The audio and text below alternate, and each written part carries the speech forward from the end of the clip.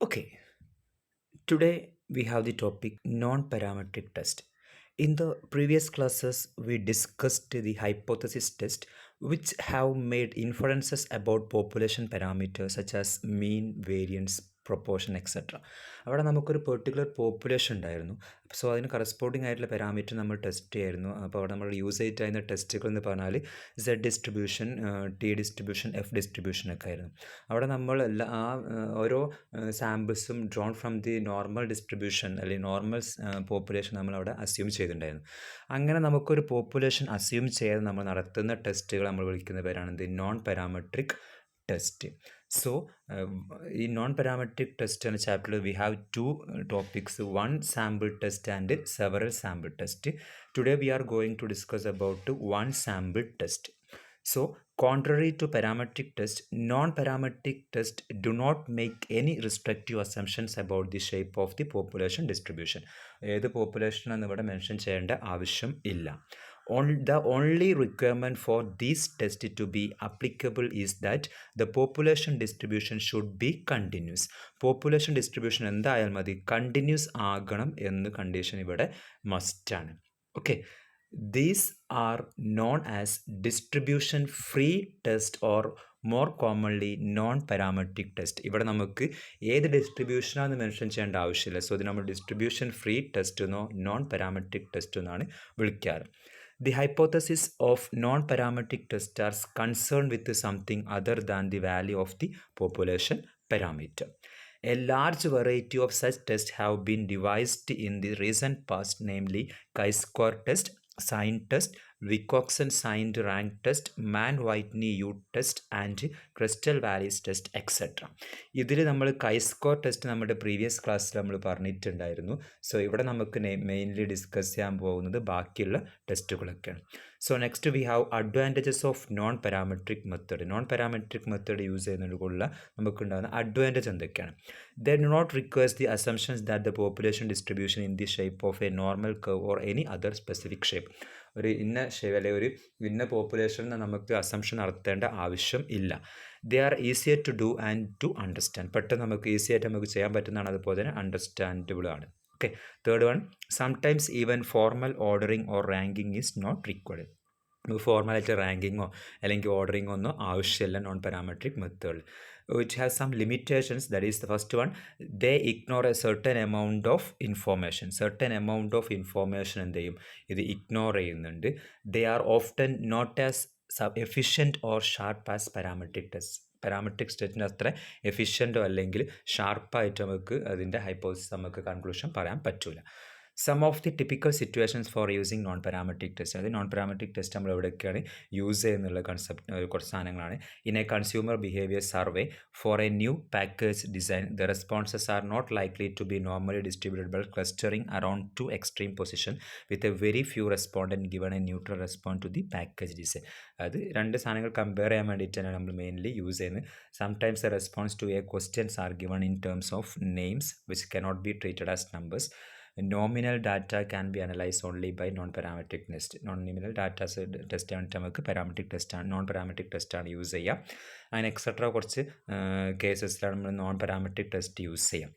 Here we discuss other അപ്പോൾ നമ്മൾ നമ്മുടെ പ്രീവിയസ് സെക്ഷനിൽ നമ്മൾ കൈസ്കോർ ടെസ്റ്റ് നമ്മൾ ഡീറ്റെയിൽ ആയിട്ട് പറഞ്ഞു പോയിട്ടുണ്ട്. Chi square test for variance, independence of attributes, അതുപോലെ ഗുഡ്നെസ് ഓഫ് ഫിറ്റിനൊക്കെ നമുക്ക് കൈസ്കോർ ടെസ്റ്റ് യൂസ് ചെയ്യാൻ പറ്റും, which is a non parametric test. Okay, so നമ്മൾ നെക്സ്റ്റ് ഇവിടെ നമ്മൾ ടെസ്റ്റ് ചെയ്യുന്നു, only discuss about sign test, Wilcoxon matched pair sign rank test, median test, test for randomness, Mann Whitney U test and Kruskal Wallis test. Okay, ഇത്രയും സാധനങ്ങളാണ് നമ്മളിവിടെ discuss ചെയ്യുന്നത്. So one sample ടെസ്റ്റിൽ നമ്മൾ ഓൺലി സൈൻ ടെസ്റ്റ് മാത്രം പറഞ്ഞു പോകുന്നുള്ളൂ. Several sample ടെസ്റ്റിൽ നമ്മൾ ബാക്കിയുള്ള എല്ലാ നോൺ പാരാമെട്രിക് ടെസ്റ്റ് നമ്മൾ ഡിസ്കസ് ചെയ്യും. Okay, so one sample test, what do mean by one sample test? The one sample tests are used to answer the questions such as, is there a significant difference between the sample have been observed and expected frequencies, observed frequency, expected frequency നമ്മൾ difference ഉണ്ടോ എന്ന് check ചെയ്യാൻ വേണ്ടിയിട്ട് നമുക്ക് one sample test use ചെയ്യാം. It is reasonable to believe that the sample haves been drawn from a specified population. അതിന് വേണ്ടിയിട്ട് നമുക്ക് യൂസ് ചെയ്യാം. Is it reasonable to accept that the sample is random sample from some known population എന്നാണ് random sample എടുത്തിട്ടുള്ളത് നമുക്ക് check ചെയ്യാൻ വേണ്ടിയിട്ട് use ചെയ്യാം.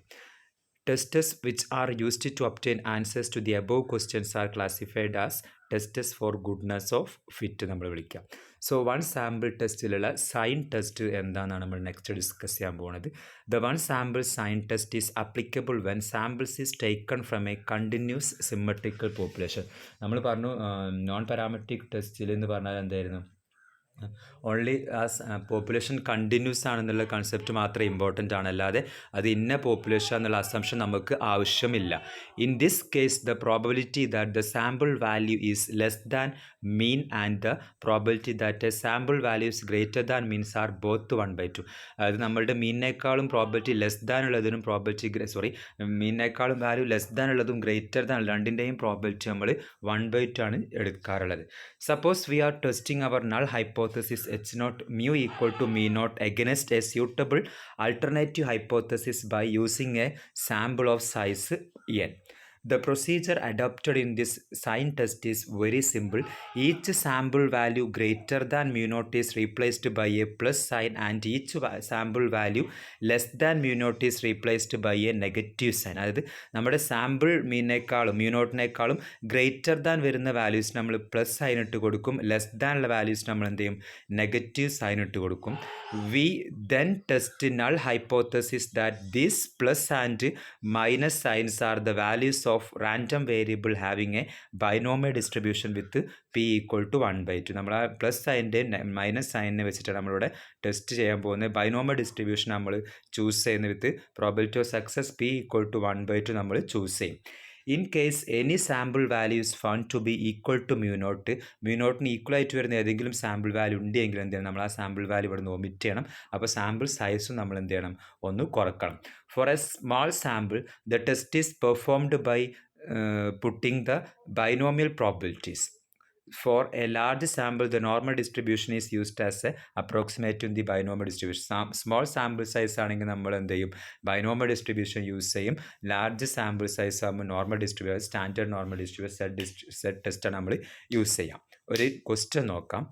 It is desired to test the hypothesis that the median value mu of a continuous distribution is 15 against the alternative hypothesis mu greater than 50. നമുക്ക് test ചെയ്യാം.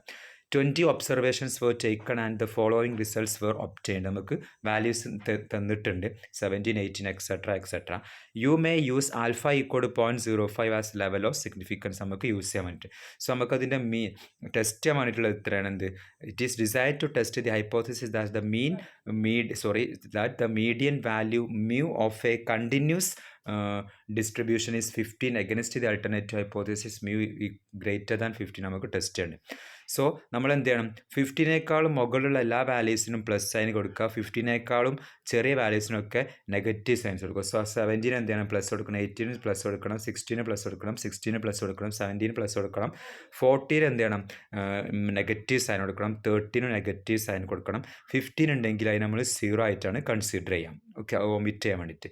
So plus plus plus plus plus plus minus minus plus plus plus minus minus minus minus plus plus plus plus plus വരും.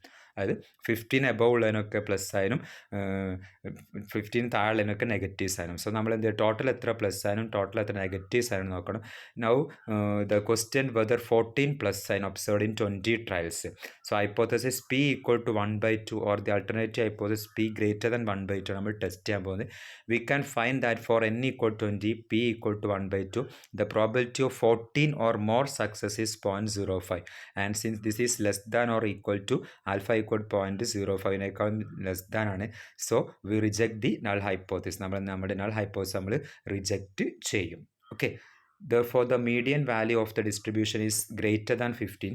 You may please note that in the above example both np and n into 1 minus p are greater than 5 ആണ്. Okay, N പിയും n into 1 minus p ഒക്കെ എന്താണ്, greater than 5 വരുന്നുണ്ട്.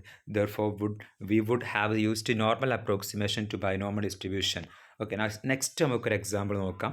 The data given below is on a large industrial plants daily emission of sulphur oxide in tons നമുക്ക് തന്നിട്ടുണ്ട്. So datas നമുക്ക് തന്നിട്ടുണ്ട് 17, 15, 20 etcetera 17, 24, 14. Use the one sample sign test to the null hypothesis is that plants true average daily emission of sulphur oxide is mu equal 23.5 tons against the alternative hypothesis mu less than 23.5 tons at 0.05 level of significance ആണ് നമുക്ക് test ചെയ്യേണ്ടത്. So നമ്മൾ നേരത്തെ ചെയ്ത അതേ procedure എന്ത് ചെയ്യാം, നമ്മളുടെ മ്യൂ എന്ന് പറഞ്ഞാൽ ഇവിടെ വന്നിട്ടുള്ള മ്യൂ എന്ന് പറഞ്ഞാൽ 23.5, അതിനേക്കാളും എബോവ് വരുന്ന എല്ലാ വാല്യൂസിനും പ്ലസ് സൈൻ കൊടുക്കുക, അതിനേക്കാളും ബിലോ വരുന്ന എല്ലാ വാല്യൂസിനും നെഗറ്റീവ് കൊടുക്കുക. So here we have 11 plus sign and 29 minus sign ഉണ്ട്.